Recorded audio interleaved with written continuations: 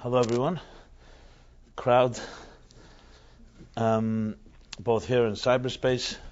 My name is Rabbi Jacobson. I dedicate the class to my new grandchild, Tzvi Hirsch Ben Sion, Marcus, who was just born I just had his bris on yesterday actually. I was in LA.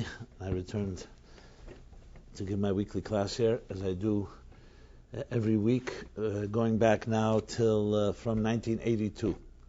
An unbroken chain. So long before you were all born, I was doing this class.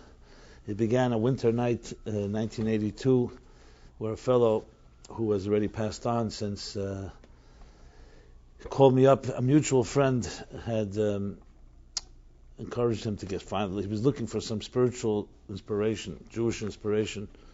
And I was at the time working really in research and behind library walls. I was one of the top writers and the writer of the Rebbe Lubavitcher Rebbe's talks, which entailed, as some of you may know, a very intense effort of remembering hours and hours of talks that were delivered on Shabbos and holidays when no recordings are made and no notes were taken. So that was the world I was living in a very academic and scholarly environment.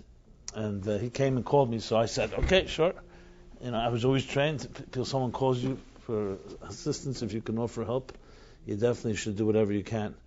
And at the time, I basically met with him and a friend of his. And what happened then was they started coming week after week. Now they happened to be people who were had connections to the arts and entertainment industry, so that's the people they brought along. So I get to know these different musicians and different artists. And this is the unbroken chain. No one had any plans or any ideas. It's just one of the lessons you learn, that God leads the footsteps of a person. You never know. You can make all the plans. In Yiddish they say, a mensch tracht, Gott lacht, which rhymes. I don't know how you say it in English to make it rhyme, but a person thinks and God laughs is essentially the expression, which means we make all kinds of very fascinating and complicated plans, and then sometimes things don't work out exactly the way we planned it. And there's a bigger plan, a greater choreography for life. And often when you see your life backwards, you look back, you see many times things that took a certain turn, twists and turns in our lives that we did not expect, and they ended up being the great blessing for us. So that's what happened. So spontaneously we kept on doing this, getting together every week, and we hit it off, basically. And it was a very fascinating interaction between a person like myself, growing up in a very traditional Jewish environment, and here were mostly secular Jews who had absolutely no yeshiva or education, and it brought out a certain magic that only happens when you're not hanging out with the same type of people. We all have our comfort zones, but like Abraham was told, we read several weeks ago, Lech lechem artzechem umeladechem beis avicha. All growth takes place when you leave your environment, your natural habitat. Because your natural habitat, which includes both yours, I've discussed that many times, includes your own subjective personality, your community, your culture, your home, the home of your parents, parental influences, tend to shape you. So you can't really know, am I me as a result of what others have done, or am I me because I'm me? And it's a big question to ask, what is your identity? Is it a product of others, a product of circumstances? And when can you really know and test that? Is by going out of the environments that have shaped you, and then see how you are on your own. If you have no pressure, and no one's expecting anything, and you don't feel guilt of your mother or father or grandparents and so on, or community, how would you behave? That's when you really know what a person is made of, when they're not having to respond to other people's expectations and demands and so on. And that is really, in general, the sign of growth for all human beings. Many of us perhaps live our entire lives and we never cut the umbilical cord in the metaphorical sense of the word, where we always remain an extension of that which came before us. So yes, there are benefits in having deep roots and having connection, as I mentioned and discussed last week, to be a midget on the shoulders of giants and being part of a tradition, a legacy that goes back centuries, millennia, and so on. But there's also an element of being an individual. You are not your parents, and you're not a clone of those that came before you. You can be empowered by them, but the question is, what is your unique voice? And what is your unique contribution to life? And what are you going to do that was not done before you? Because if God put you here on this earth, there's no question that you're an integral part of the plan. You're not just here as an option, but something that you have to do that's indispensable. And this became the theme of those years and years of these classes. So essentially all of you here, anyone that's ever listening to these classes, know that you're like an extension really of word of mouth from the classes that went back to 1982. Even though it sounds like a long time, frankly, it's not so long in context of, let's say, Sinai goes back almost 4,000 years, 3,300 years, I should say. So the fact that a class 32 years is not that much. But nevertheless, relative to our times, not many things last long. So the lesson is that you start something good, you always continue it, you never know. I've met probably, at this class, 40,000 people since, over those years. And it's changed my life in so many ways, because as I said, you meet people, everybody has their trajectory, their story, their narrative, their bizarre twists and turns, and unbelievable things happen when you open yourself up to a journey that's beyond your own immediate human plans. So with that said, the class tonight is dedicated to my new grandson, and the title is the world getting better or worse? The reason I chose this title is precisely because in this week's Torah chapter, surprisingly, maybe to some of you, lies some of the deepest secrets of history in general, and especially our modern times. And I want to share a small introduction before I get into that specifically. Most people who hear about the Torah, the Bible, especially in our day and age, would at best say it's maybe the oldest book. But rarely will you find someone that can say, I can open up a Torah and find personal relevance in every story, in every narrative, in every character, in every event and episode in the Torah. Traditionally, Jews read the Torah several times a week. On Shabbat, on Shabbos, we read the entire chapter. So there are 52 weeks in the year, and there are 52 chapters that correspond to each week. And every chapter has 7 sections, which in effect, every day of the week has a corresponding section. And if you go into devout synagogues, you'll find that not only is the Torah read, but everyone's listening very closely, and there are people who are very good at correcting the reader of the Torah, and they're always correcting words. Every letter should be precisely pronounced properly, etc., etc. But if you ask somebody, okay, so why are Jews so connected to this Torah? What is the connection? You see that Jews always sacrifice their lives for the Torah. We dance with the Torah on Simchas Torah. You're not going to find anyone, even great scholars of literature, that dance with a book of Shakespeare. It's not something you do usually with the books. You don't dance with them. The Jews also sacrificed their lives for the Torah. When there was a burning synagogue, God forbid, and there was Torah scrolls inside the synagogue, Jews would run in to save those scrolls as if they were children. And you have to wonder, it's a little strange. Well, it's a child, a life. Of course, you do whatever it takes to save a life. But a scroll, there are thousands of other scrolls. You don't have this one, you could always write a new one. So why risk your own life to go into a burning building? And this whole passionate and you can almost say fanatical connection to Torah seems odd. And you find in the Talmud actually different skeptics and philosophers who wondered why the Jews were so obsessive about this Torah. The story I mentioned last week, Rabbi Akiva, why, and he gave the analogy of fish and water. Just like a fish can't live outside of water, ein mayim el Torah, the Torah is compared to water. You can't live 3 days without water. So that's why we read the Torah every 3 days, at least every 3 days. And other analogies, we say in the evening prayer, chayenu ve'erech yimenu, it's our life and our sustenance. These are very strong words. You say them on oxygen, on food, on necessities to live.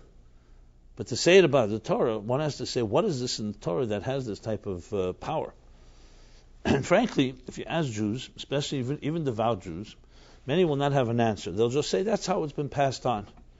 This is the body of work that we were given at Sinai. It's the great gift God gave us. It's the mandate by which we live, and this is what we cherish.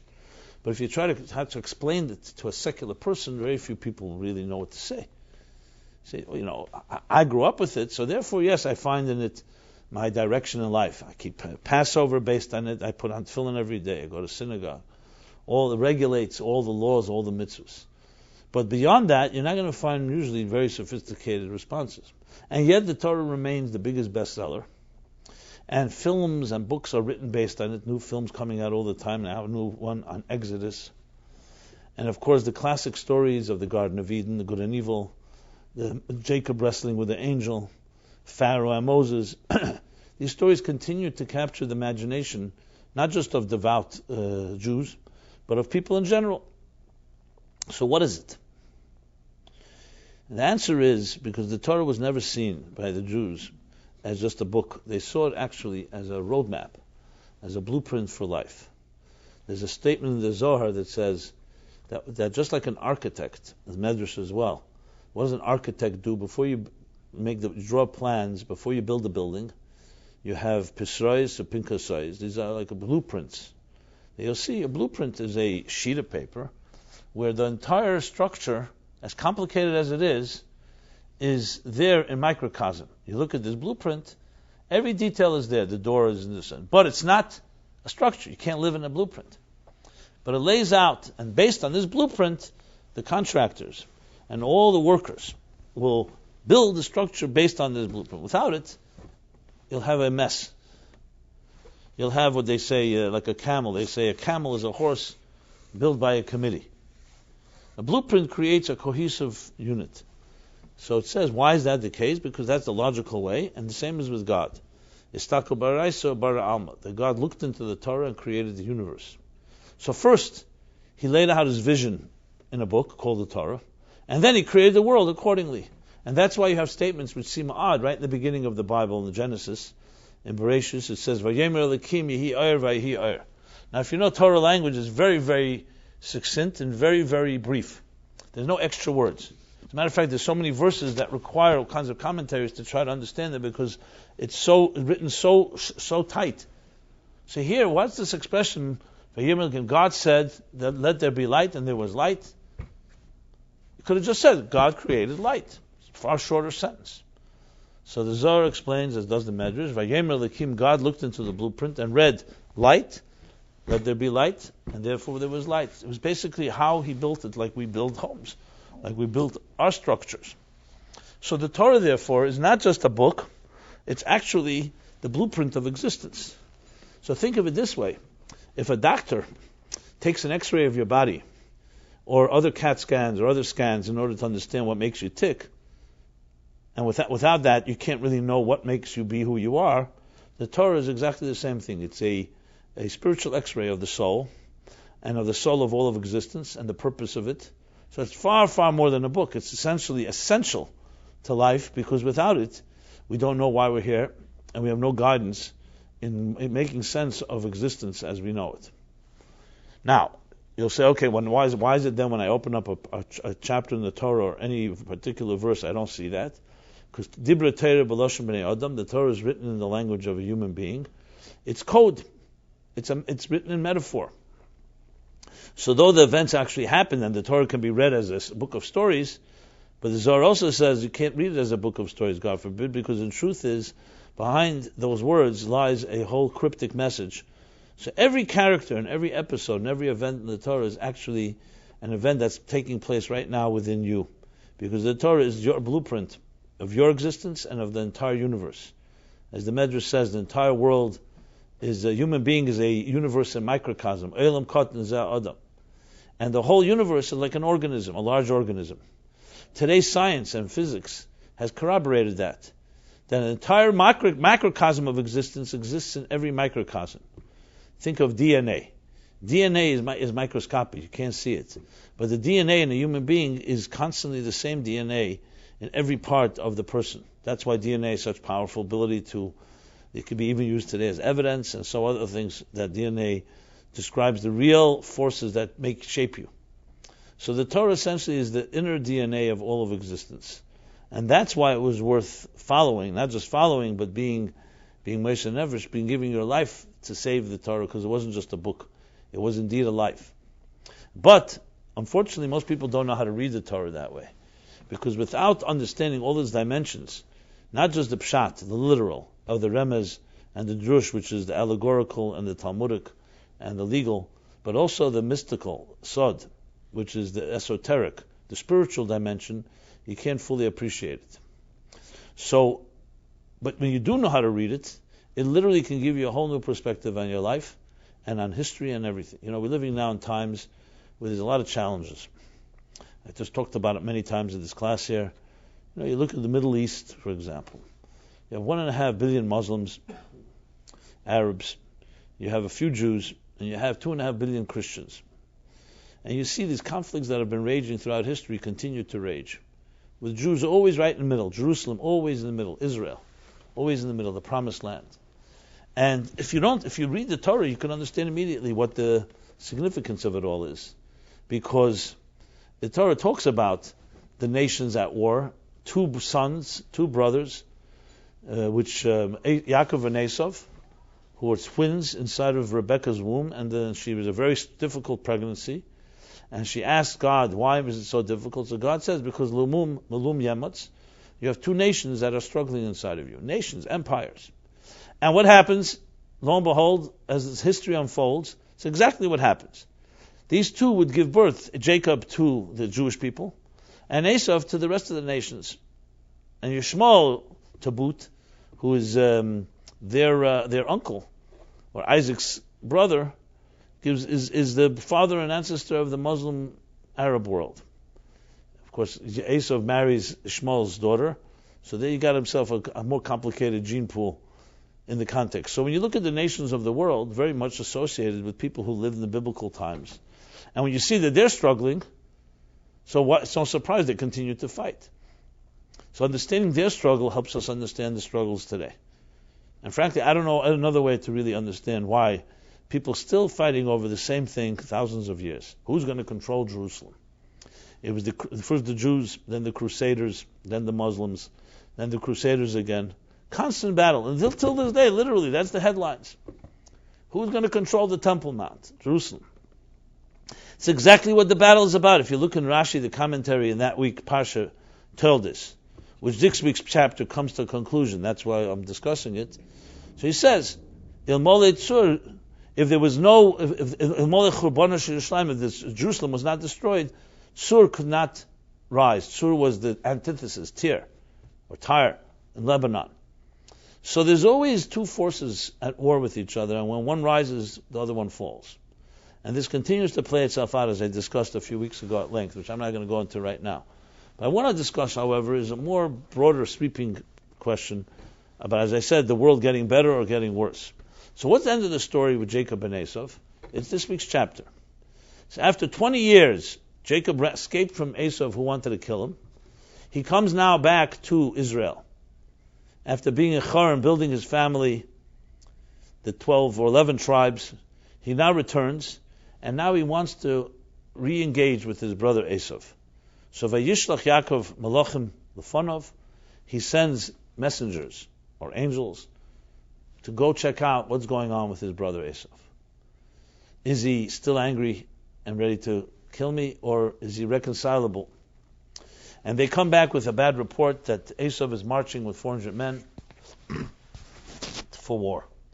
So Jacob then prepares in the good classic Jewish way, in all possible ways. He firstly prepares with a prayer. He prays to God. Secondly, he doesn't just rely on prayer. He prepares a bribe to appease Esau. And thirdly, he prepares for war. Tefillah, Doiren, Mulchama. 3 things, which itself is a lesson in life, that you have to cover all your bases. You can't just escape into a religious element of prayer alone. Prayer is important, is the foundation. But together with that, you have to do Ein Seim Chanal Anes. You can't rely on miracles. You have to do whatever you can from perspective of nature to prepare. If you have to appease him, bribe him, so be it. What ended up happening, the first two worked, the prayer and the appeasement, and the bribe worked. He did not have to go to war.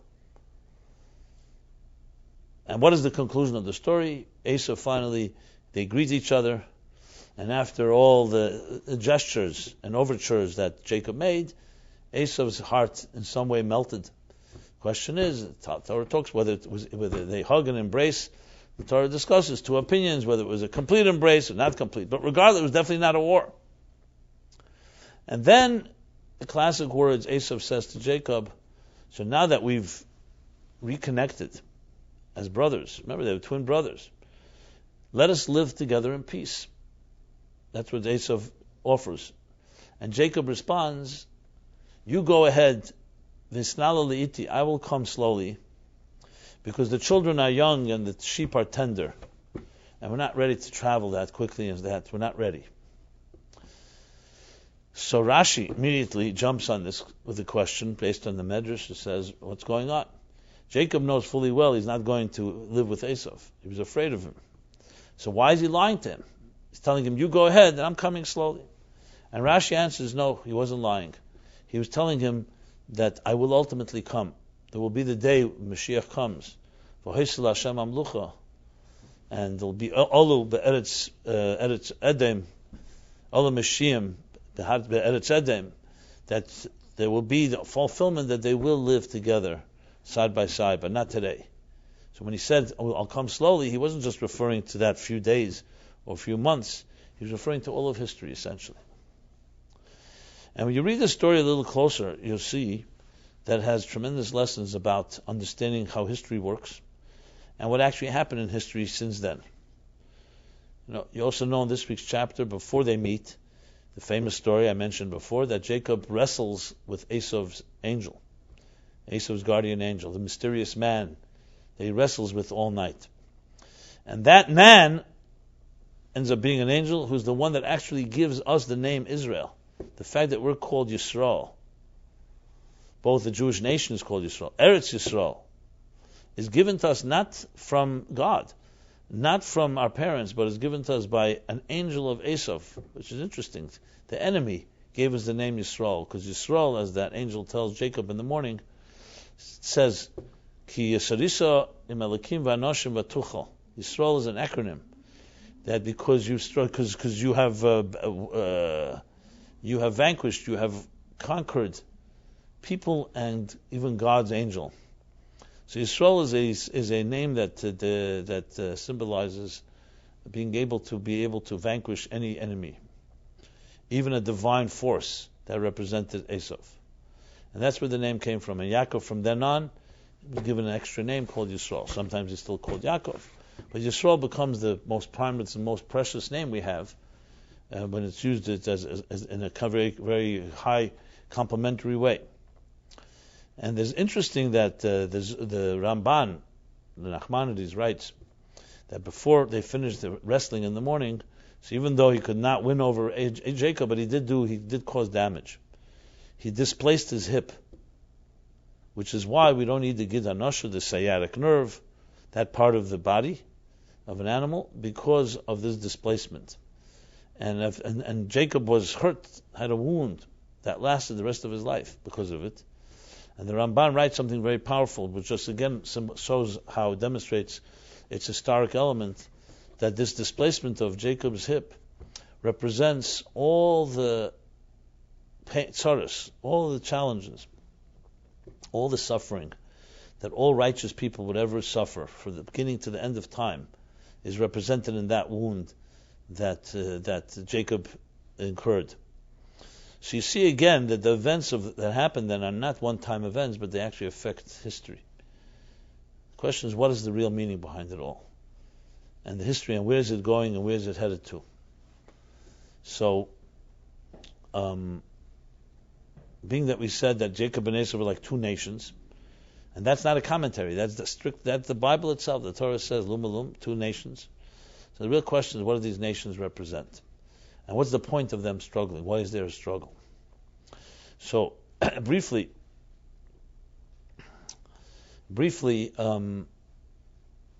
Jacob and Esau, when you read the Torah, talks about their personalities. You'll see one was a Ishtam Yeshiv Ahalim, a simple person, a wholesome person, who was a scholar. That was Jacob.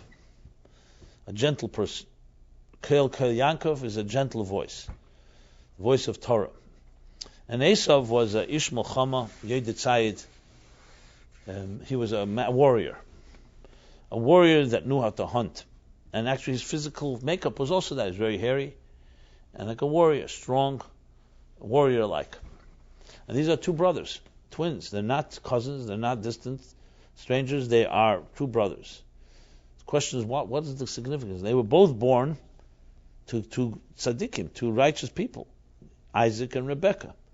Isaac and Rebekah were both tzaddikim and tzadkanis. They were both very high. It's not like Ishmael. You can say his mother was Hagar, his father was Abraham. But here were two children born to the same father and mother, both circumcised at age 8 days old, and yet they so different. Vayigdla na'arim, as they grew up, they became so different. What is the meaning behind it all? So, the general explanation given for it is that one represents the body and the other represents the soul. Each of us has a body and a soul. We have the animal soul, we have the divine soul. One is a voice of reason, and a voice of scholarship, and a voice of reflection, and the other is a warrior. Look at your own life.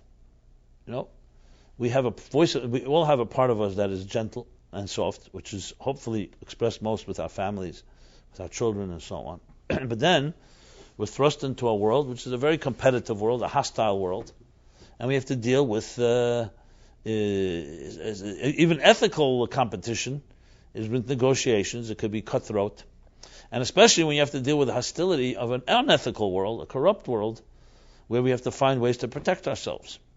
So if we only had a Jacob within us and no Esau, we would be vulnerable to the forces of a hostile world. If we only had an Esau without a Jacob, we would have no conscience, and we'd have no sense of soul and sense of direction. And this reflects the purpose of existence itself. Why God sent every soul into this world. The soul doesn't want to come to this world because it's a difficult world. It's far more peaceful and comfortable to live in a spiritual habitat. And yet we're thrust, al karcha chatachai, we're compelled, you have to come to this world because there's something you accomplish in this material world that you cannot accomplish in any spiritual world. And that is the transformation of a hostile environment into a home for God. That's exactly the purpose. To go into a difficult world and not lose sight of the purpose, and definitely not be seduced by it, by the world that is, the materialism, and realize that everything in this world, material, money, power, honor, vanity, is all temporary, and it's only a so-called temptation, a test for us to not succumb to it, and recognize that we're here to bring light into the world, to be influencers and reshape existence. Unfortunately, when we enter in this world, the challenge is great. As young children, we more or less are Jacob-like. We're gentle, we're soft, we're not duplicitous, we don't have echad b'peh, echad b'lev, we don't lie. But as we grow into adults, we start developing all the ugly features of adult life. We start becoming part of the world, in the sense much more Esau-like. And the challenge is, can you balance the two? Not only balance the two, but that Jacob should control Esau, and not Esau should control Jacob. As Isaac blesses Jacob, that the older one will serve the younger one. So though on one hand, who's more powerful? So from a warrior point of view, the more powerful one is the one that is materially stronger, the brute strength of the warrior. But who is the one that has more a sense of direction, who's wiser, who has a sense of the higher purpose of existence? That's the Jacob. So the ultimate goal is for Jacob and Esau to reconcile. Usually you think the way it was taught in yeshiva or in school and so on, you always taught Esau is the wicked one, he's the bad guy. Jacob is the tzaddik. But they were both children of Rebekah and Isaac. How do you explain that? And from the womb they were in struggling. Because the purpose is for them to join together. However, it's a big battle. And that's the battle of Jacob and Esau. It's a battle that each of us deals with every moment of our lives, and it's also the battle of history. What is the story of history? If you look at empires that have risen and fallen, which by the way is also alluded to in the ladder of Jacob's dream last week. The ladder is 4 rungs, so it talks about the 4 empires that will rise and fall. Like a ladder, you go up and down. So the rise and fall of the great empires, with the Egyptian Empire, the Babylonian Empire, the Assyrian Empire, the Persian, the Greek, and the Roman Empire. These are the empires usually referred to when the Torah talks about the Daled Goliath or the Daled Malchus, the 4 great empires of history. And you talk about Roman, you can also extend that all the way till today. Malchus Edom is the whole really Western Christian world. And then you have, of course, the Ottoman Empire, and before that, the Ishmaelite empires. So when you look at them all, what is the real battle that all fight for is how do you reconcile? How do you bring together what we call matter and energy, matter and spirit? And there's a very big tension that goes on between these two worlds. Some feel the only way is to destroy anything that's materialistic because it could be decadent. And others feel that you have to surrender to this world. So all battles come down to that. If you look at what caused the great Roman Empire to fall, ultimately all these empires, with all their money, with all their wealth, and conquests, and empires, and armies, and all the memorializing themselves, all fell due to vanity, due to their own sense of self, lacking humility. The secret of the Jewish people that are still here today, even though for centuries, with no nation, with no empire, with no country, with no land, even though we have the promised land, but we didn't live there, thrived because were not dependent on material strength. It was spiritual power that gave the Jews their strength. The sad part is that as soon as Jews lose their spirituality, that's when assimilation and intermarriage destroys them. But it's never other nations. Haman wanted to kill all the Jews. Hitler wanted to kill all the Jews. And they could not complete their mission. When the Jews are most destroyed, like Bilam recognized, when Balak commissioned him to curse the Jews, so he did whatever he could, but God told him, listen, you have to say what I tell you to say, and Bilam ends up giving the Jews the greatest blessings. Very similar to the Malach, the angel of Esau, giving Jacob the name Yisrael. It's exactly what Bilam did. The arch enemy of the Jewish people, commissioned to curse them, ends up giving the Matevu Elecha Yaakov some of the greatest blessings, including the blessings about Mashiach, which are all alluded to in that chapter in Balak. But then Bilam realizes something. It's a big secret. You can't kill the Jews. You have to have them kill themselves.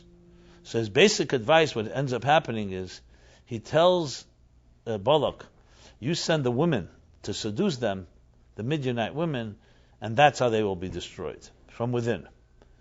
Which is a sad commentary, but that's the reality. You can't kill them from outside because God protects them.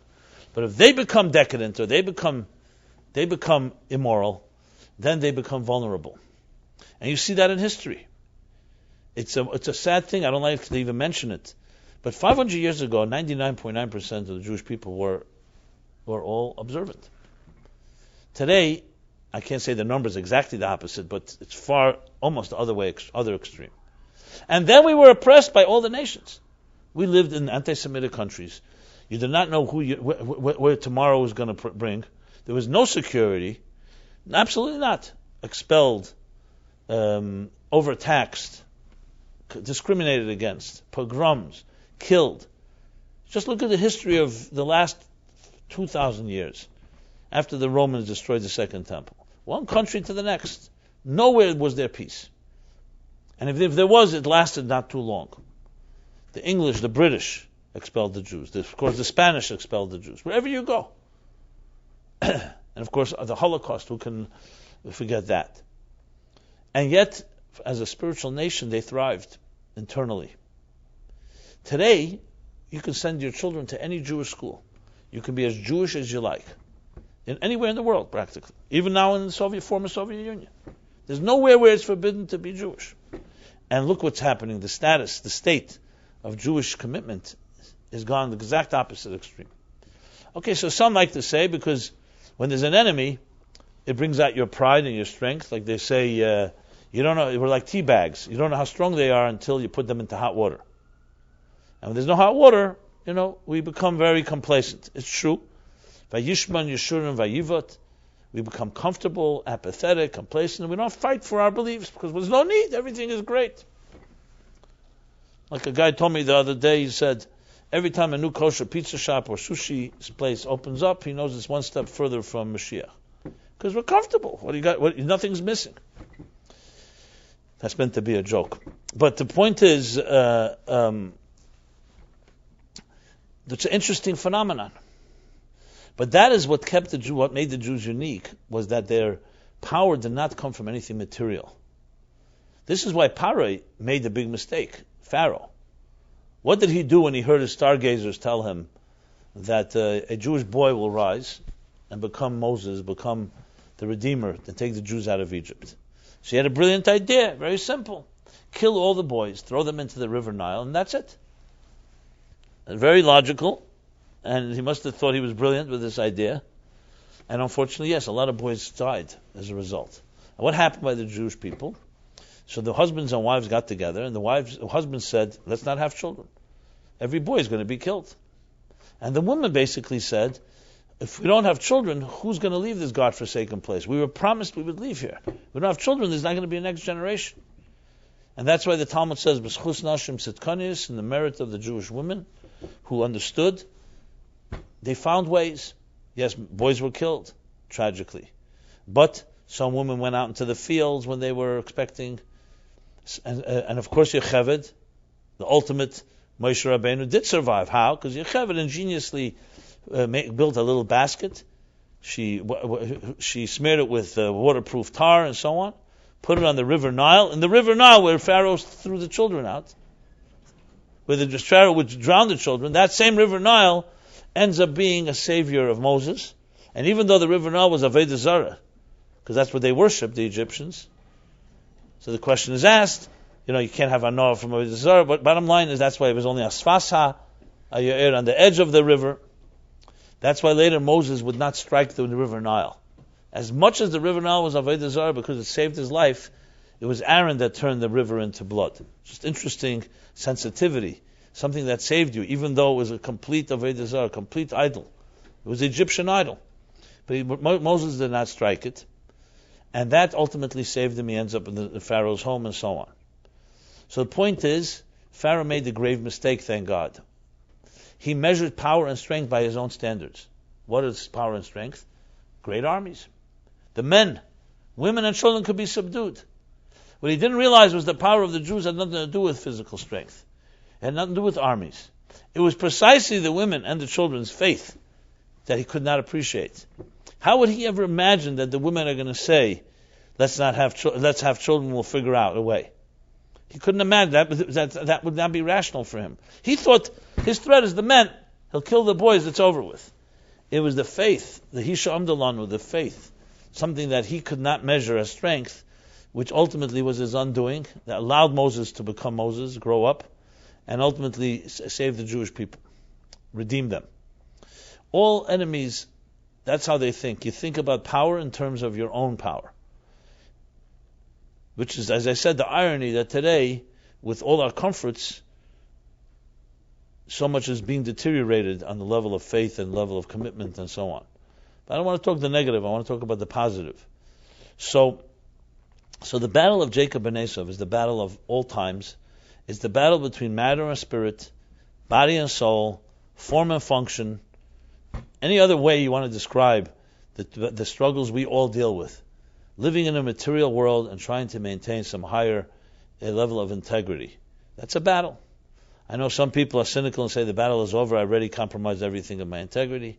But for some of us, I would say the battle still rages, and especially if you're still younger and you still have some ideals left and haven't given up on yourself or on others. So there is a struggle, and this struggle is exactly what was meant to be. There's an interesting disagreement in the Talmud between Shammai and Hillel. So they disagree about a number of things, especially their students. And usually the ruling is according to Hillel, but in this case, one of the exceptions, the ruling is like Shammai. What's the deal? What do they disagree about? It's an interesting argument, whether it's worth being born or not. Nuach la'adam shenivra shalei nivra. Shammai says, it's more pleasant for a person not to be born than to be born, because life is difficult. And Hillel says, Nuach la'adam shenivra mishalei nivra. It's more pleasant for a person to be born, because in this world you can do Torah mitzvahs, you can refine the world, and so on. And they disagree, which is consistent to their approach, that Shammai is usually very harsher, l'chumra, so he sees the difficulties of life, and Hillel looks for the silver lining, l'kula. And yet here, the only time, one of the rare instances that the ruling is according to Shammai, which has many implications in how we say certain blessings and so on, because there's a truth to what he said. So the question then is, so why are we born? If it's more pleasant not to be born than to be born, and that's the halacha, so why are we here? Which I know a lot of people wonder, why are we here? And the answer is, as the Alter Rebbe, the Baal HaTanya writes, he says, Nuach is the word. Noach. It's more pleasant not to be born, but it's more purposeful to be here. Who says that life is about being pleasant? God didn't send us here for vacation. Didn't send us here for being, everything should be nice. It's 1 hour of the effort of the struggle in this world is worth more than the entire life of the world to come. On the other hand, the Mishnah says, 1 hour of pleasure and delight, satisfaction in the world to come is worth more than all the delights in this world. So seemingly like a contradiction, the first half to the second half. It's not, because the difference is, as some put it, depends nachas ruach beira or nachas ruach nivra. If you talk about God's pleasure, 1 hour of struggle in this world is far greater. Because the world to come, or Elam Haba, as I mentioned before, it's a comfortable place, there's no struggles. What's the big thing? That a soul that's not encumbered or bound to a body doesn't have to deal with health issues, doesn't have to deal with death, doesn't have to deal with parnasa, doesn't have to deal with competition, with any financial struggles. So what's the big chiddush? What's the big achievement that it sits and studies Torah all day? But if you talk about nachas ruach nivra, what's more pleasant for a person? For sure, sitting all day without having all these concerns is far more pleasant, but it's not more purposeful. So Shammai is ultimately correct, because it's not noach, it's not pleasant, but it's more purposeful. That's why we're here. So the struggle between Jacob and Esau epitomizes that in a tzaddik's home, and a tzaddik and a tzidkan, we're not, as I said, we're talking here Isaac and Rebekah, the holy people. They had 2 children. Both children come from the same womb. Both were circumcised, as I said, at 8 days old. Now Yitzchak was 8 days, Yishmael was at 13 years. So there was a distinction. Here both. And their antithetical personalities representing the struggle that is the purpose of our existence. So the struggle is something we cannot avoid. The question is whether you understand its value and embrace it and do what has to be done to win the struggle. To fight the struggles of this life and say, I'm looking for a life without struggle, is just not possible. God is merciful, so we'll have a life of less struggle. But life and struggle is synonymous. Life is difficult. Everywhere you turn. Even if life is blessed and you have all the gifts and blessings in your life, there's still challenges. You have to deal with people, other people, you have to deal with children, there's education. There's, as I said, daigus haparnasa, there's issues of struggling for survival. Then you deal with the corruption and hostile environment. Then we have to deal with dysfunctionality around us, and especially if you grew up in a home which is not exactly a healthy home, so you got yourself a whole other peckle on your plate. So life is a struggle, but we're told you can win the struggle. We have all the power we need. So both on a microcosmic level and a macrocosmic level, both on an individual level and on a historical level, this is the story of life and it's the story of history. The battles of history. Who will dominate? Will it be materialism or spirituality? Every religion fights for that. And the question how they fight is the difference between whether you fight in a way that is with spreading light or you fight in a way that is terrorism and spreading death, which is a very different type of approach. But this is the battle that has been raging from the beginning of time and history. So when you ask the question, is the world getting better or worse? So here, what's the story in this end of this parsha, in the middle of this chapter? So Yaakov finally says, Esau says to Yaakov, so come, let's live side by side. He says, no. We have to go slowly. I'm not ready to live side by side. Body and soul still, I'm not in a place of peace. But the time will come when they will be. And that's the ultimate message. That the world will get more and more refined. That's essentially what Jacob said. And When you look in the Kabbalistic and the Hasidic texts on this chapter, it's a fascinating discussion how they talk about how the world evolves to a more refined state. That is exactly what happens. So if you look at the world that we live in today and the world that you live in 1,000 years ago, so individually you may have had far greater souls then and greater scholars. And that's why the Talmud says, Im Rishenim Kamalachim, if the early generations were like angels, we're like humans. If the early generations were like humans, we're like donkeys. So there's what we call Yeridas Haderis individually. But collectively, you have to say, based on simple faith, that as more mitzvahs are done in this world, the world becomes a more refined place.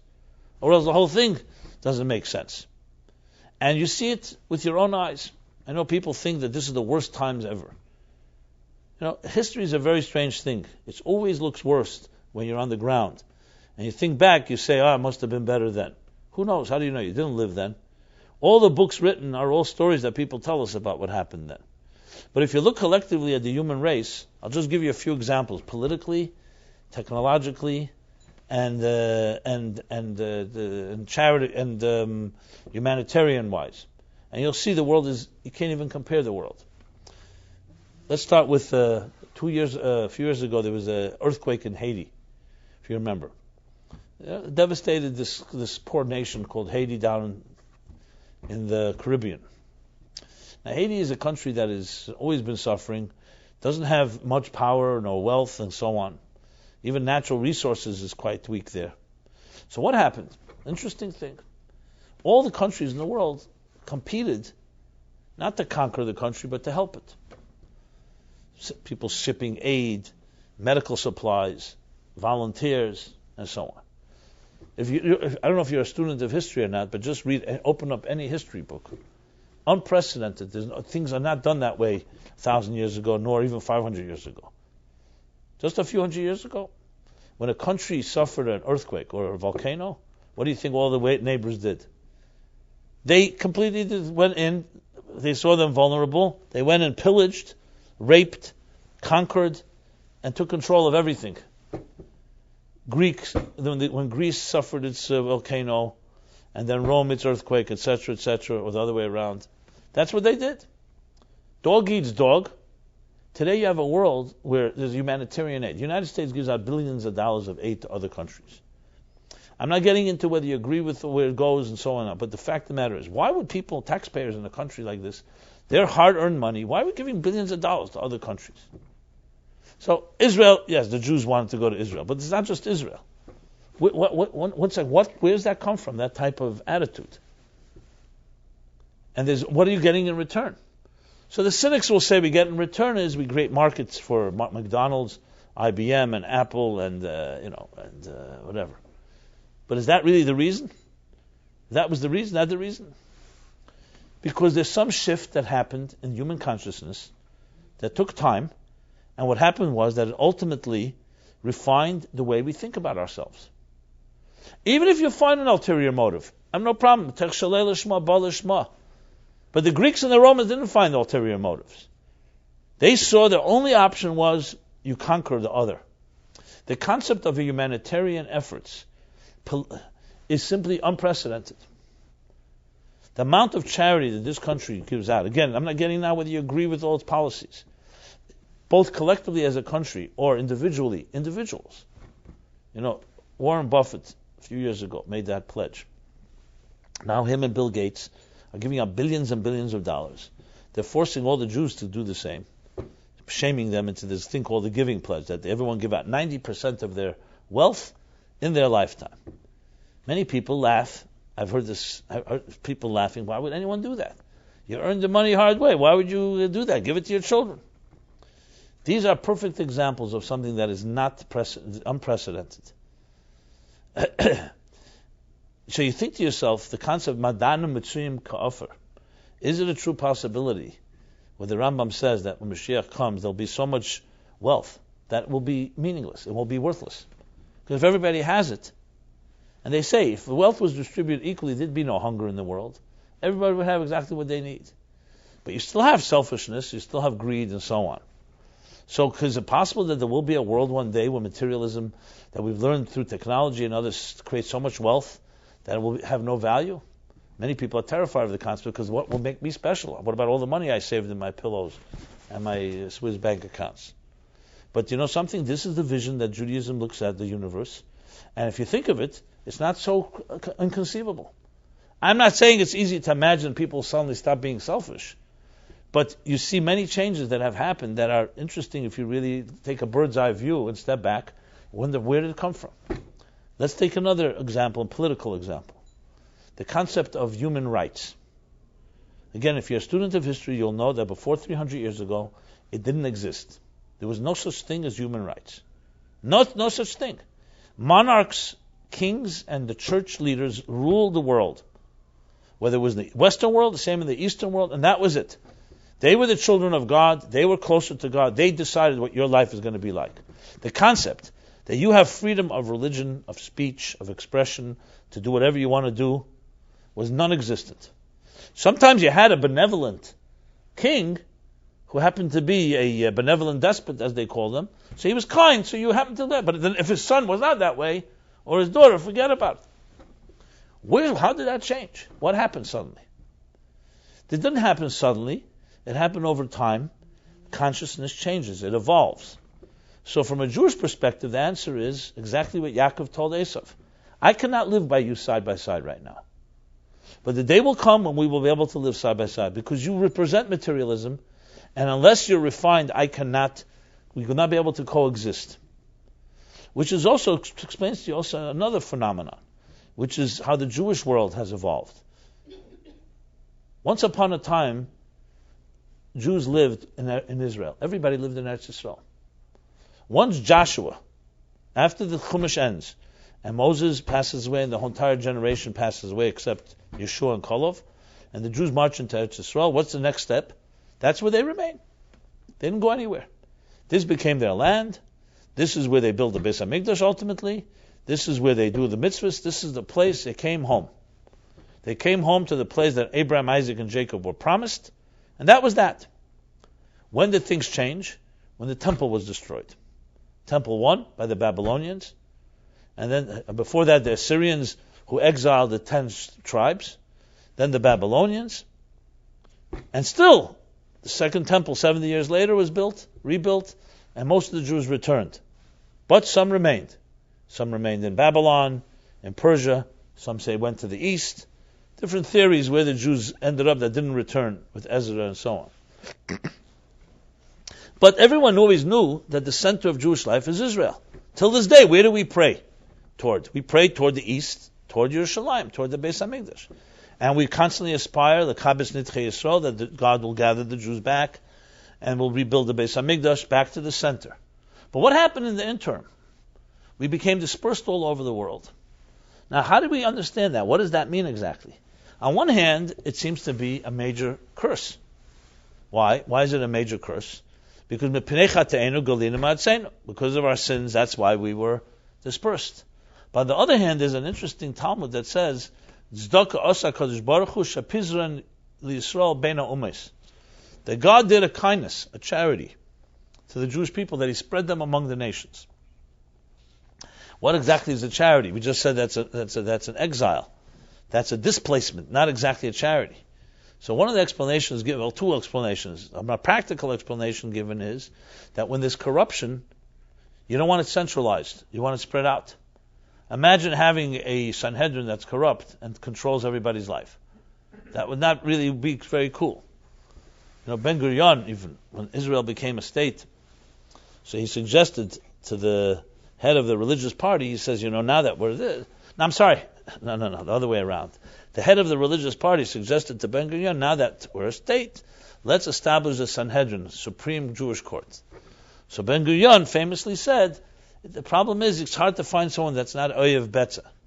It's hard to find someone that doesn't like a bribe, basically. So the religious guy said to him, for money you can find everything. For money you can find, in other words, even someone that is that doesn't like money. You get the idea. The bottom line is that there's a quality to decentralization when things are not in a great state.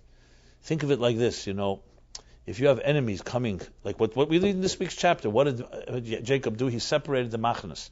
He separated the camps. Why? Because if they're all in one place and the enemy attacks, everybody's at risk. So it's a thing called diversification, like in investments. So what God did was a tzedakah, He diversified. He sent Jews all over the place. So even if one community may be under attack, there's another community that will build. Which is what Rabbi Jacobson ben Zakkai ultimate wisdom was. The story is that when Jerusalem was under siege by the Romans, so it was a major dilemma because they had stocks, but they began infighting within Jerusalem. Rabbi Jacobson ben Zakkai had good connections to some of the Romans, the Roman Empire's son, and then ultimately the Roman Emperor. And he saw that things were in a grave state. He got himself smuggled out, the Talmud says, from Jerusalem, in a coffin, actually. And he went and met his friend Vespasian. He met the head of the army. And he asked him one request, since they were old friends. He says, I see you're going to destroy Jerusalem and the temple. Tell me Yavne v'chachamel. Give me Yavne, which was a city of scholars and sages outside of Israel, and its scholars. Spare them and give them to me. He was criticized by some at the time. You already had the connection. Why don't you ask him to spare Jerusalem and spare the temple? But now we know that his wisdom was brilliant, his foresight, because he realized that he's not going to be able to spare the temple. He realized that was over with. First of all, the sinas chinam, which was the cause for the destruction of the second temple, was out of control, the baseless hatred. And that was a Jewish problem, not a Roman problem. Secondly, he realized that God had already decreed. But what was his wisdom? He realized that now we're going to go into a long exile. We're going to have to build small communities of scholarship, of Torah, of prayer. Similar to what God says in Yecheskel about building a small shul, Migdash Ma'at, that once there's no temple, we're going to have to decentralize and build in each community. So this is a great tzedakah that God did. That even though we're displaced, but the cancer does not destroy the whole body because it's separated, and each community will be able to build its strong communities. And that's what happened. From then on, what was the central goal of every Jew and every Jewish community? Wherever you go, make sure you build a strong, insulated community. A shul, I should go the order, a mikveh, a shul, a yeshiva, a place of study, a gemach, all the things that define a Jewish community. And they built it brilliantly. Even though we were expelled and we were persecuted, communities were built. Yavne v'chachamel in different places. So suddenly Pizra ben Umis, spread all over. And a Kabbalistic Hasidic interpretation, the Pizra ben Umis means the sparks that were now dispersed all over the world. So now Jews can go wherever they go, they elevate and refine the world wherever it may be. And that's what they did. That's why the world is a more refined place. And the ultimate goal, obviously, is to then reconnect and reunite it all with the coming of Mashiach, which is what Yaakov tells Esau, that ultimately Snalaliti will ultimately rejoin. So therefore, what you see changes in the world are not by accident.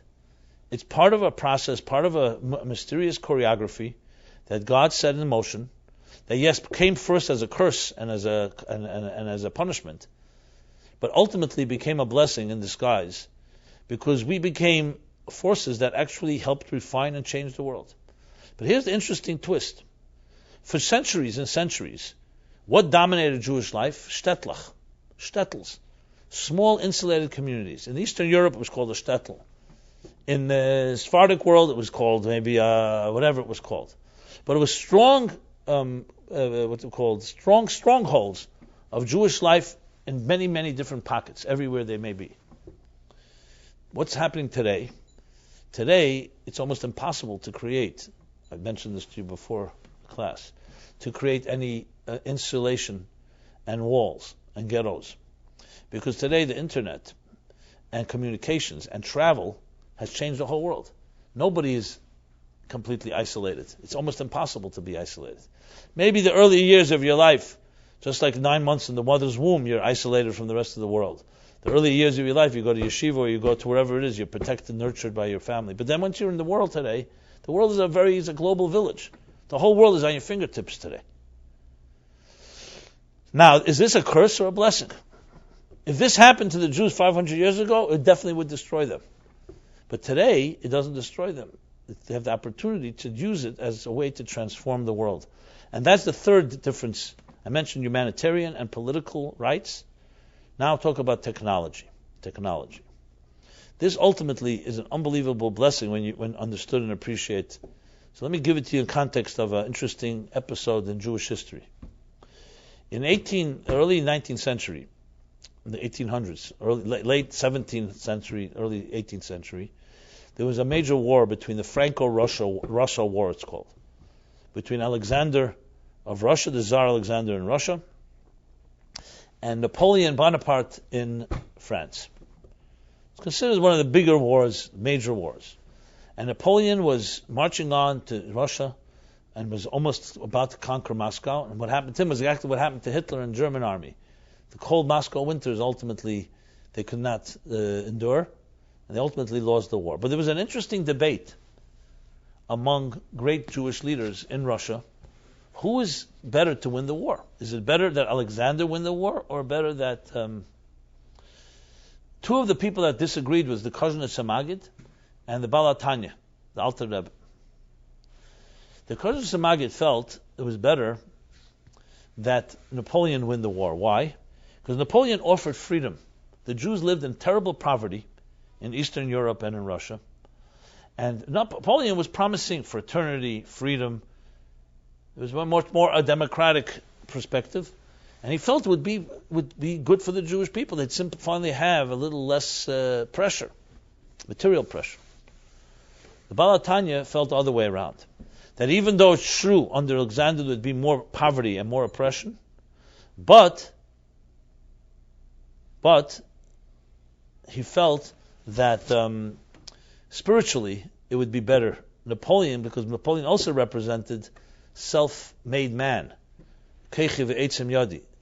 Everything, like Pharaoh said, I created myself. It was anti-God, anti-faith. It was all about worshipping yourself and your own power. So he felt, Baal HaTanya, that would be destructive and destroy the Jewish soul. So their body may benefit, but their souls would be destroyed. The interesting story goes like this. Both the tzaddikim knew that who determines who's going to win a war? Wars being fought. Leiv Melachim V'Sarim B'Yad Hashem. It's Rosh Hashanah is the time. We say Al Medina's B'Yomer. That's the time when in heaven they decree which nation is going to win which war. So that Rosh Hashanah they both prepared, each with their own kavanas, their own intentions. The Kozhnitzer Maggid was ready to blow shofar with the intention that Napoleon should win.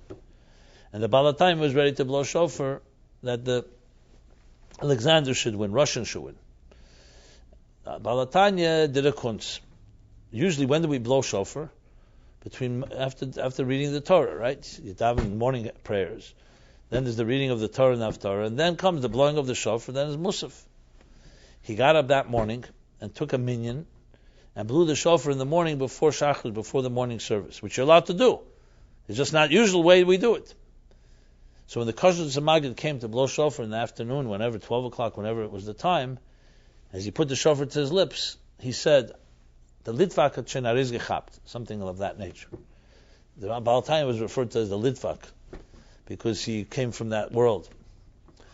And because he realized that the Baal HaTanya had already blown shofar with that intention. And what happened? Yes, that year, Napoleon lost the war.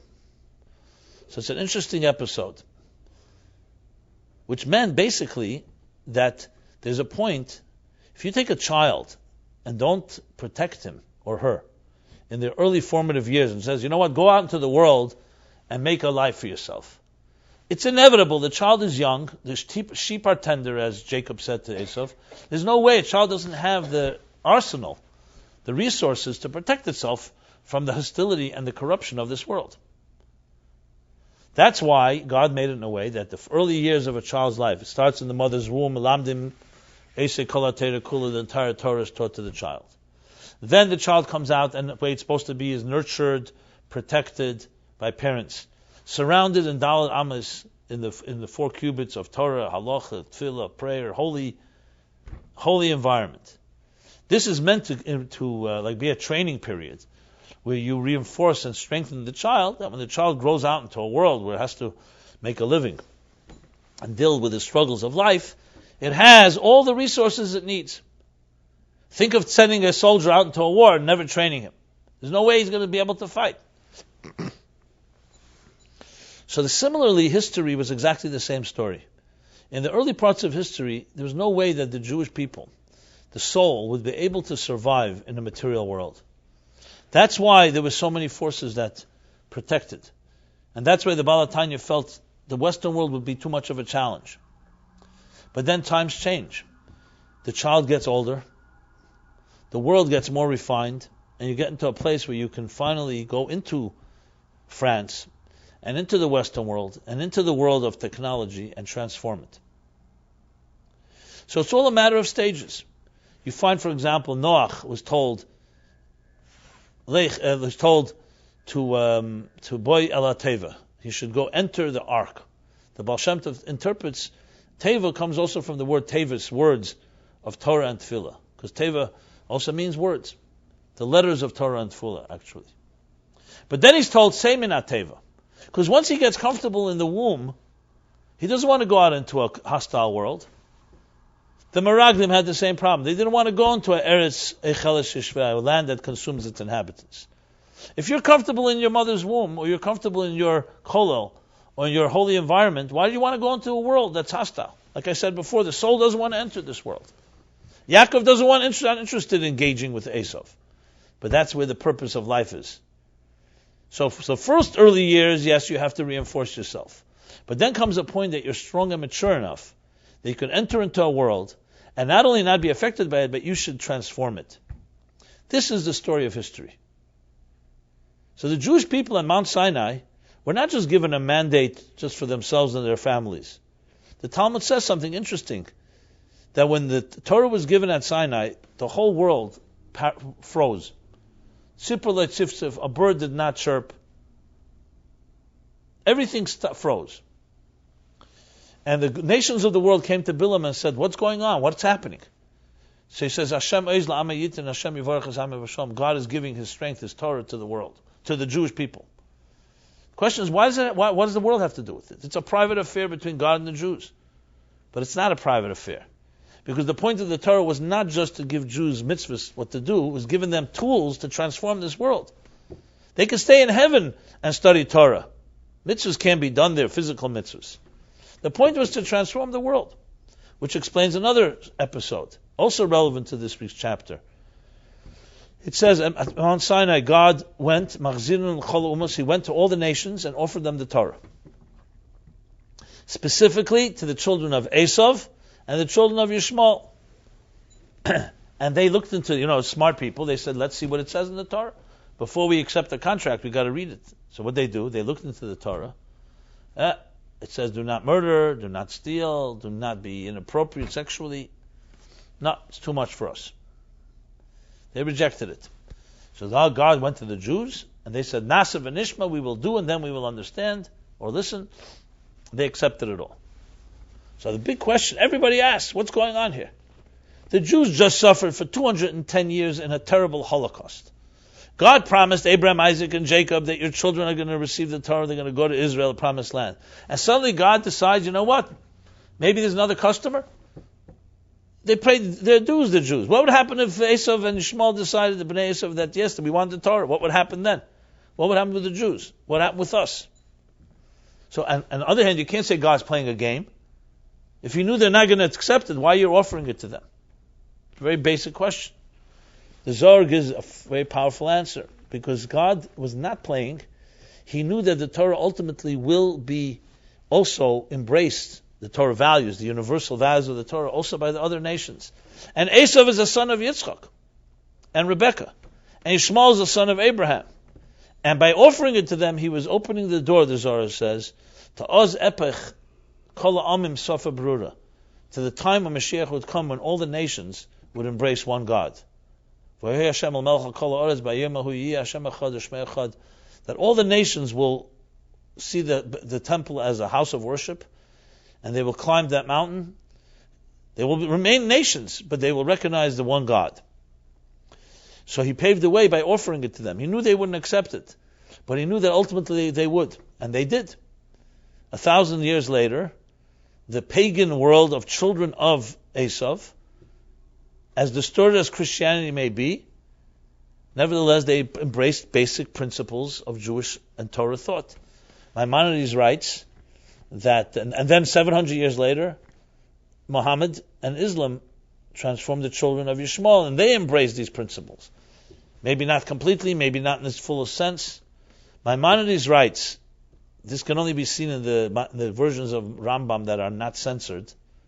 Ironically, one of them is the Roman edition, Tfus Remi, that Maimonides writes that after criticizing Christianity and Islam, he writes that God in his mysterious ways allowed these two religions to spread all over the world to help spread the message of unity and Mashiach. So he writes, which sounds controversial, but if you think about it, it makes total sense. The end of the day, Abraham's children and Isaac's children will not embrace ultimately what their parents taught them. It may take a lot of time and it may take effort. Now I know what I'm saying may sound radical to many people, but if you look at all the sources that I'm citing, you'll see it's very obvious. God created the world in order to transform it. The Torah and the Jewish people are here as agents to do that.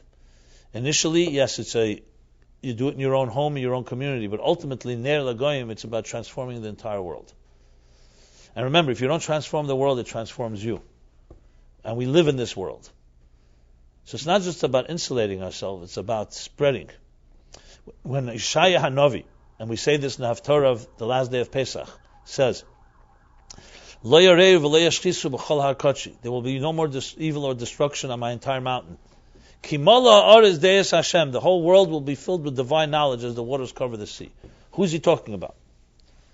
So Maimonides clearly says at the end of Hilchos Malachim in his Yad HaChazak, in his Mishnah Torah, he's talking about all people, because all nations will be involved in knowing God, and then the Jews will be the teachers, and they will have their unique role. So it doesn't take away from the uniqueness of the Jewish experience or the Jewish role, but it means that all the nations will be transformed. And what you see today, the changes in the political and humanitarian and technological landscape, are signs of a refined world. Now, by no means am I suggesting that the world is perfect. We know there's anti-Semitism raising its ugly head again. We know that Jews were just murdered, massacred in Har Nof, and there's stabbings going on in Eretz Yisrael and other places. So I'm not suddenly suggesting the world has reached its perfection. But if you look at a trend, if you want to look at a bird's eye view of history, Jacob says it all to Esau. We will live side by side, but not yet. And as time passed, the Jews became more and more engaged. Pizram ben Umas. There's no way that the Jews who lived in the Midbar could have spread all over the world and maintained their integrity. They needed to be isolated and insulated because they just were a nation that just came out of Matan Torah. Just out of Egypt. They were just a fledgling young nation. And this is the story of history. The Torah talks about the early years of the first years of the first generations. People lived 700, 800, 900, 1,000 years old. After the flood, life expectancy became 120, which is as it is till this day, the max. What changed? So the Talmud says something interesting, that the first generations, nezunin b'chazdish al Kadosh Baruch Hu. The first generations were like children. God spoiled them. He gave them many, many years. They didn't earn their way. What happens if you give someone a lot of years, they don't earn their way? They get corrupt. That's exactly what happened. After the flood, things turned around. I will no longer give you 1,000 years. Imagine people 1,000 years. Even with the amount of time we have, look how corrupt people can get. The corruption of 1,000 years would be a devastating. Now I'll give you far less years. But now you have to make it work from your end. So you'll see in general, all of history, and also individually, like I said, earlier stages in life, you have to be protected, or else you'll be destroyed by the universe. But then as you mature, you're able to engage, and you have the wherewithal and the strength to be able to not just be influenced, but to influence everything around you. This is the story of Jewish history. So as much as Golus, which means the exile and displacement, is considered to be a punishment. Or you could say cause and effect due to our own inability to appreciate the temple. Now you want to have a temple back, you better earn your way. I'm not going to give it to you as a gift. Vayishlach bar Ditchever has an analogy. It says on Shabbos Chazayin, the Shabbos before Tisha B'Av, it says that Chazayin, what means Chazayin? The vision of Isaiah, it's usually a vision, a negative vision.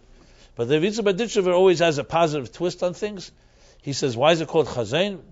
Because every Jew is shown the temple, the third temple, from a distance, in order to awaken a yearning to regain that temple. And he gives an analogy that there was a father who loved his son very dearly, so he knit him a beautiful garment, kshenas pasim, like Jacob would knit for Joseph. And he gave the child the garment as a gift. What happened? The child was playing, and the garment tore. So the father went and knit him a more beautiful garment and gave him the second garment. And what happened again? He got it torn.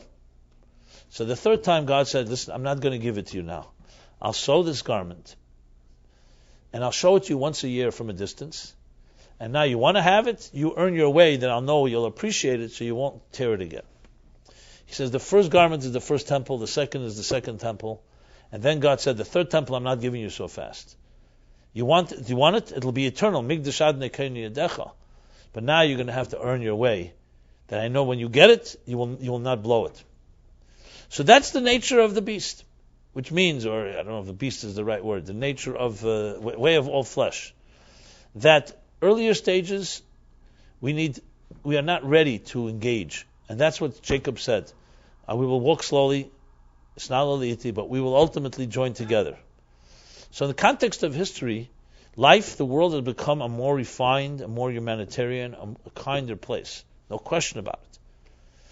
There are statistics that show, and there are actually graphs, that a graph that the drop of war in the world has dropped dramatically in the last 300 years. With the last 50 years being almost no wars. Compared to World War II, World War I, and the wars prior to that. Now you say, what do you mean there's no wars? There are wars, yeah, but today, war is a whole piece of news. And it's wars that are very localized. They're not compared. You know how many people died in World War I and World War II together? 120 million. You're not talking about a small number. There's nothing close to that. And the wars prior to that, you have the 100-year war, these wars. So the world has definitely become a more refined place, and it's not a surprise, because ultimately every mitzvah done, every good deed done does not die, and in some way has to change the world. So fundamental to Jewish faith. It's fundamental to faith in general, because if not, what are good deeds doing? If they're not changing anything, why are we doing them? What's the point? So I can elaborate more and more, and I see time is already curfew, but I want to just conclude the following. The Magid of Mezrich Magid, some say Beis Yosef. The story is told about so many different Gedolim, but it's a good story regardless. So one of them was saying he was teaching his students some Talmud, and he said some major chiddush, an unbelievable, innovative thought and an idea in the Talmud. And the students were completely overwhelmed by it. They couldn't believe such an unbelievable idea. And only the Magid or only the Beis Yosef could say something like that. One of them was traveling back, and he was thinking about it. He goes and stops into a shul to daven mincha ma'ariv, afternoon and evening prayer. He sees a group of simple Jews learning Gemara, that Gemara. And he happens to listen in, and he hears suddenly one of them says exactly what he just heard a few weeks ago or a few days ago from the Maggid. So he's like, really? How's that? This was something that all the students who were great scholars themselves hadn't heard such an idea their entire life, and suddenly they come in as simple people are saying the same idea. Simple, relatively speaking. So he goes back to his teacher and tells him what happened. So his teacher answered something very interesting. He said, once you bring an idea into this world, ba'avra elam, once it enters this world, then it becomes easier for anybody to innovate the same idea or similar. Because it's a collective connection that we have. Once some breakthrough happens, and that's why you have, for example, in the Zohar, you'll see the word Pasach, Rab Shimon, and so on. What does Pasach mean? That he opens up a new channel. Once you open a new channel of ideas, those ideas begin to affect everyone, even though they don't know it. And you see this. Look at the Industrial Revolution, 1840, and the developments in technology. Suddenly you see developments happening in different parts of the world, and the people never spoke to each other. How's that happening? Because once certain things are introduced in the vibes of existence, it makes it easier, paves the way that everybody else can relate to ideas that they themselves on their own would never have reached. It's a tremendous thought if you think about it. And that's exactly what we did. The Jewish people introduced to the world, starting from Abraham, the concept of justice, virtue, tzedakah, mishpat. All the principles that define today a humane society are all Jewish concepts. They're all Torah concepts. And by doing it slowly, year after year, year after year, it changed the world. And the world is a better place for it. There's still work to be done, especially on an individual basis. But make no mistake about it, the world is far different than it once was. And we could be proud and say that's because we stuck to it. When the world was busy eating each other alive, cannibalism, they're busy destroying each other, we believed in the concept that every human being is created in the divine image. All men are created equal. There's a book I always refer to, On Two Wings, from Michael Novak, that he writes about how the principles of the United States are all built what he calls Jewish metaphysics. Torah, basically. And he documents these in the Founding Fathers' letters and correspondence. You find their references, not to Christian ideas, definitely not to Muslim ones, to Jewish Torah ideas. So, I'm not saying this to toot our horn or to pull rank, but the fact is that our ancestors paid prices, and it was not in vain. They changed the world. And even going through a world like Hitler and the Nazis, and we stand strong today, and we did not become bitter, and we did not become wrong, we didn't become like our enemies, that itself is a lesson that people learn from. So they may hate us, but they respect us. They may hate us, but they see that we have changed the world in many ways. And I say it as a proud Jew, and I say it as something also to know, we live in a material world today, and we live among non-Jews, we live in a secular world. We do business with that world. But you're more than just a business person. You're a divine agent to bring God to this world. And that's the mission that never should be lost upon any Jew. No matter what you're doing, that's why you're here. You're here not to make money. You're not here to become part of the problem or part of the material existence. You're here to change the world. And you can only change the world when you realize that you're above it, that you're not made of it.